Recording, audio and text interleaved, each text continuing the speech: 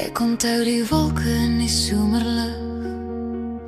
Elke droom het 'n naam gehad, elke oop gesig, maar die kalenderblaaie het so selfs blare geval. En die grootstad se geraas het my stem laat verval.